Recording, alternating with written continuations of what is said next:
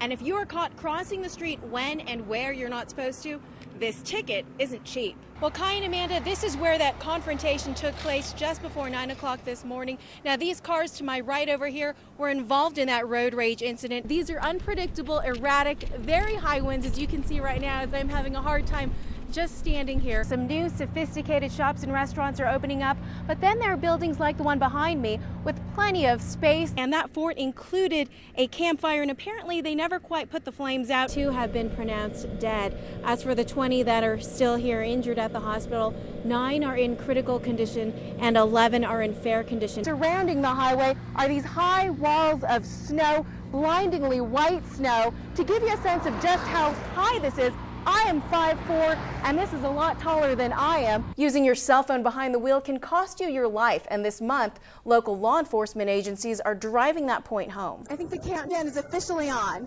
and hopefully I will not lose my papers, the microphone, or my lunch. And there you go. So if you want any more of this, come on down. Admission is free today. And did you have a good time? Yes. Are you going to go on it again? Maybe. She's still thinking about it. A Carson City man apparently with some mental issues grabbed a version of an AK-47 and opened fire inside a Carson City IHOP. We continue to follow this developing story involving that massacre in Carson City. KOLO 8 News Now's Denise Wong continues our coverage tonight. She's outside the IHOP with more on what we know about this shooter. Denise? Well, good evening, Pat and Sarah. I can tell you that flowers have been placed out here at the crime scene, and authorities have taken away that blue minivan that Eduardo Ascension drove here and parked here at the IHOP. The section of the shopping center is still closed off as investigators try to piece together exactly what happened. I want to recap some of the main points of this shooting rampage. 12 people total shot. That includes the gunman who shot 11 people before turning the gun on himself, and 4 people are dead. This shooting started around 9 o'clock this morning, and 5 Nevada National Guard members were at the IHOP and they were shot. They were in uniform, and 2 of them have died. Another person who was killed was a woman who was caught in the line of fire. The 4th victim is the gunman himself, who turned the gun on himself and shot himself in the head. We are still waiting to find out the identities of the victims. We've heard that the earliest we may learn this is tomorrow. Authorities still trying to figure out how Ascension got those 3 guns that he brought here to the IHOP, apparently only using that version of an AK-47 in this shooting rampage. But the big question here remains, why? A lot of people in Carson City just blown away by this, because this is the kind of violence that does not happen in Carson City. You're darn tootin' we're over the snow here in Truckee. Everybody's a little bit, shall we say, frazzled. And cold after dealing with a series of storms that hasn't let up.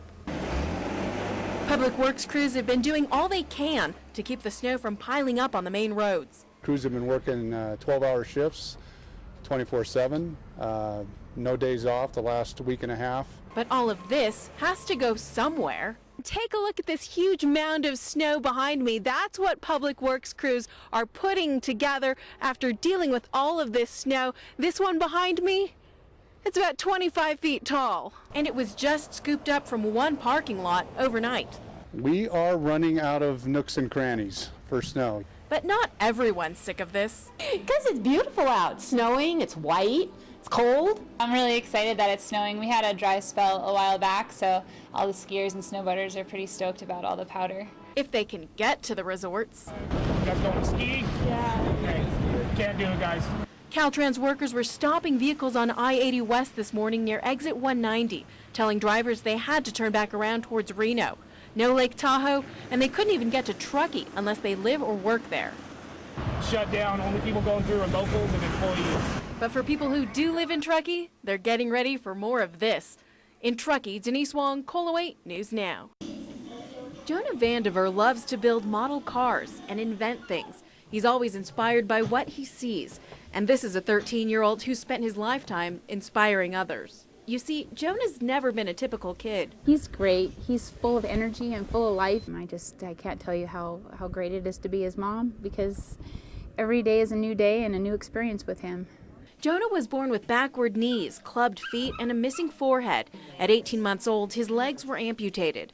But instead of letting these legs slow him down, he's always picked himself up. Watch that piece coming down.